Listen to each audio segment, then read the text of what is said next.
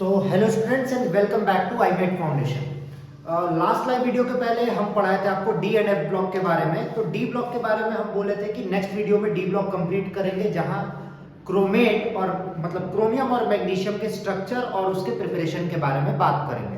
तो आइए स्टार्ट करते हैं क्रोमियम से। क्रोमियम का एक कंपाउंड जो आप लोग को पढ़ना है, जो आपके कोर्स में है, वो है पोटेशियम डाइक्रोमेट K2Cr2O7, जिसको Cr2O7 2- के फॉर्म में देखा जाता है। क्रोमेट पोटेशियम डाइक्रोमेट बनाने के लिए हमें क्रोमाइट ओर इस्तेमाल करना होता है। ये देखिए, ये होता है क्रोमाइट ओर।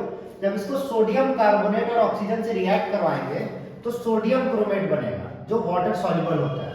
जब इसको एसिडिक मीडियम में रखेंगे तो ये सोडियम डाइक्रोमेट बनाएगा, और सोडियम डाइक्रोमेट को जब पोटेशियम क्लोराइड के साथ रखेंगे तो पोटेशियम डाइक्रोमेट बनाएगा। पोटेशियम डाइक्रोमेट में बहुत अच्छी बात है कि ये एसिड और बेस दोनों की तरह एग्जिस्ट कर सकता है। अगर इसको एसिडिक पीएच में रखेंगे तो ये ऑरेंज कलर का हो जाएगा और डाइक्रोमेट आयन बनाएगा। डाइक्रोमेट आयन ये है Cr2O7। और अगर बेसिक पीएच में रखेंगे तो येलो कलर का हो जाएगा और क्रोमाइट आयन बनाएगा। अब दोनों के स्ट्रक्चर की बात करते हैं। Dichromate ion is Cr2O7 2-। जितने भी डी ब्लॉक के एलिमेंट हैं उनके स्ट्रक्चर में आपको ये बात ध्यान देनी है, जितने भी मेटल हैं, पहले दोनों मेटल्स को लिख लीजिए। अब दोनों मेटल में बराबर बराबर ऑक्सीजन बांटना है आपको। तो कितने 7 ऑक्सीजन आपको दिखा रहा है, तो एक इसमें लिखिए, एक इसमें लिखिए। कितना हो गया? 2 3 4 5 6 और ये 7वां दोनों में बराबर बनेगा। यहाँ कोई दिक्कत नहीं होनी चाहिए मेरे हिसाब से आपको। अब आपसे क्या बोला है कि 2 O पे माइनस चार्ज है, तो इस पे माइनस और इस पे माइनस, और बाकी डबल बॉन्डेड O। देखिए, सबसे पहले आपको क्या करना है, डबल बॉन्डेड ऑक्सीजन को बराबर बराबर बांट देना है। तो देखिए, यहाँ 7 था, हम 3 डबल बॉन्डेड O यहाँ पे बना दिए थे। 1 2 3 1 2 3, एक बच गया, तो दोनों के बीच में दोनों में बराबर बनेगा।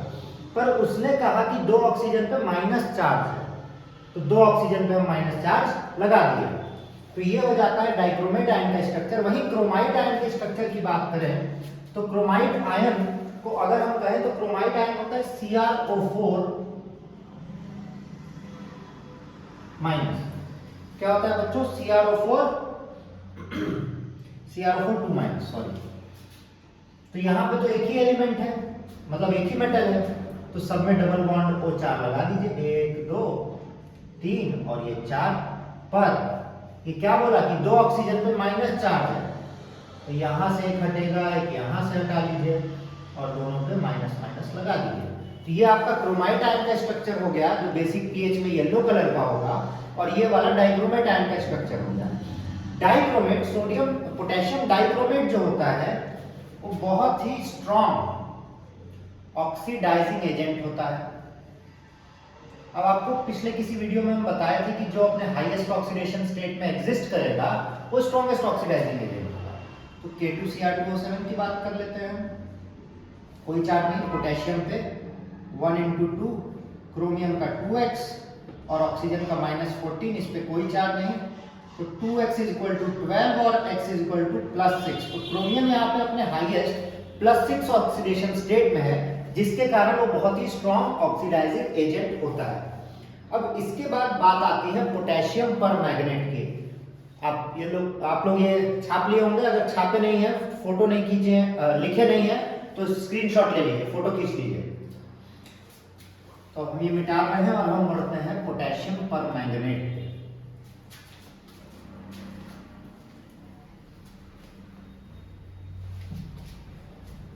तो न्यू ईयर आ रहा है, खिचड़ी आ रही है, भाकटे भी आ रहा है, बट ये बात याद रखिए कि आप लोग के बोर्ड एग्जाम्स भी आ रहे हैं। और लास्ट वाली वीडियो में कम बच्चे थे। आप कोशिश कीजिए अपने फ्रेंड्स को भी बताइए कि लाइव वीडियोस होने वाली है। नेक्स्ट संडे जो लाइव वीडियो होगी उसमें हम पढ़ाएंगे इलेक्ट्रोकेमिस्ट्री के प्रीवियस ईयर के क्वेश्चंस, तो तैयार रखिएगा। तो आइए स्टार्ट करते हैं पोटेशियम परमैंगनेट की कहानी अपनी जुबानी।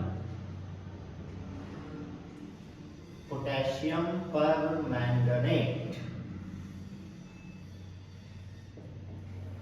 तो पोटेशियम परमैंगनेट की अगर हम बात करें तो पोटेशियम परमैंगनेट होता है KMnO4, ठीक।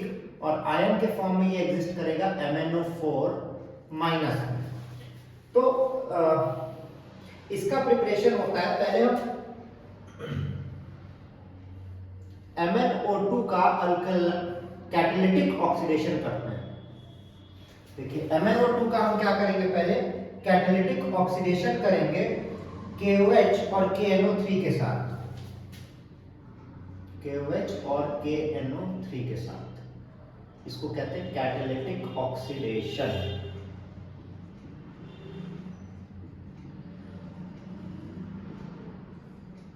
अब इसका स्ट्रक्चर भी आप लोग को बना के दिखाते हैं। जैसे इसका कैटालिटिक ऑक्सीडेशन करेंगे, ये मैग्नेट आयन बना देगा MnO4 2 माइनस। अब इस MnO4 2 माइनस का जब इलेक्ट्रोलाइसिस करा देंगे, इलेक्ट्रोलिसिस या इलेक्ट्रोलाइसिस जो बोल लीजिए, तो ये बना देगा MnO4 माइनस आयन। बट ये इलेक्ट्रोलाइसिस जो होगा ये अल्कलाइन सॉल्यूशन में होना चाहिए, ठीक है। अब MnO4 माइनस के स्ट्रक्चर की बात करते हैं तो यहां भी वही कहानी है। क्या करना है हमको, double bond O, double bond O, double bond O और डबल बॉन्ड O। और यहाँ पे कितना माइनस चार्ज, एक, तो एक कार्बन से डबल बॉन्ड हटाइए, उस पे माइनस चार्ज लगा दीजिए, तो ये हो जाएगा आपका मैग्नेट आयन का स्ट्रक्चर। अगर मैग्नेट आयन इसकी बात करें, पर मैग्नेट की अगर हम बात करें तो पर मैग्नेट का स्ट्रक्चर भी सिमिलर होगा। 4 डबल बॉन्ड O लगाइए और इसमें क्या कहा, 2 पे माइनस चार्ज, तो 2 का डबल बॉन्ड हटाइए और उस पे माइनस चार्ज लगा दीजिए। ये जो होता है पर मैग्नेट आयन, ये होता है डायामैग्नेटिक। क्या होता है बच्चों, डायामैग्नेटिक होता है। डायामैग्नेटिक मतलब लास्ट इलेक्ट्रॉन पेयर्ड होगा, और ये होता है पैरामैग्नेटिक। तो ये जो दोनों कहानी है, ये दोनों कहानी इंपॉर्टेंट है। आई थिंक रिएक्शंस आपको पढ़ने नहीं है, मैं सिलेबस यहाँ पे देख रहा हूँ, तो रिएक्शंस तो शायद नहीं है, इस साल पढ़ना है एक्चुअली आपके बोर्ड्स के लिए, लास्ट ईयर तक रहता था। तो बस इसके बाद आपका आता है एफ ब्लॉक, जो कि बहुत ही छोटा है, बहुत ही छोटा। एफ ब्लॉक एलिमेंट्स को इनर ट्रांजिशन सीरीज भी कहते हैं। अब इनर ट्रांजिशन सीरीज क्यों कहते हैं, क्योंकि ट्रांजिशन के भी अंदर है।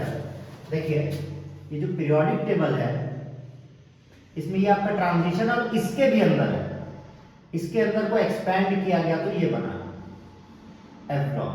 पहले को लेंथेनॉइड्स कहते हैं और दूसरे को एक्टिनॉइड्स कहते हैं, ठीक। लेंथेनॉइड को याद करने का तरीका हम बता देते हैं, ताकि आपको ये पता रहे कि लेंथेनॉइड्स कौन से हैं, तो एक्टिनॉइड से आप डिफरेंशिएट कर पाएंगे। लेंथेनॉइड कहता है कि सीमा परिहार न्यू दिल्ली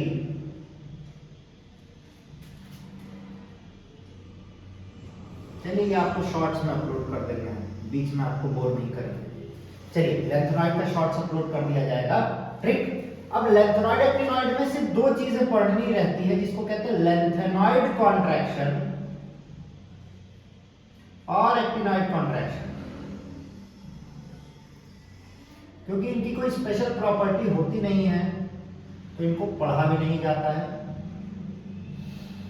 लेंथेनॉइड एक्टिनॉइड की पहले इलेक्ट्रॉनिक कॉन्फ़िगरेशन की अगर हम बात करें तो NH2 N-1D 0 to 10 और N-2F 0 से 14, ये इसका इलेक्ट्रॉनिक कॉन्फ़िगरेशन देखा जाता है।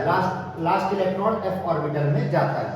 लेंथेनॉइड एक्टिनॉइड कॉन्ट्रैक्शन क्या होता है, लेफ्ट टू राइट जैसे जैसे हम जाते हैं, इनका एटॉमिक, यहां पे हम लिख दे रहे हैं, atomic and ionic radius, ionic radii steadily, थोड़ा अंग्रेजी कमजोर है, स्टेडली डिक्रीज करता है। क्या करता है बच्चों, स्टेडली डिक्रीज, मतलब लेफ्ट टू राइट जाएंगे तो एक साथ, मतलब ऐसा नहीं होगा कि अचानक से कम अचानक से बढ़ गया, बराबर कम होता जाएगा होता जाएगा होता जाएगा।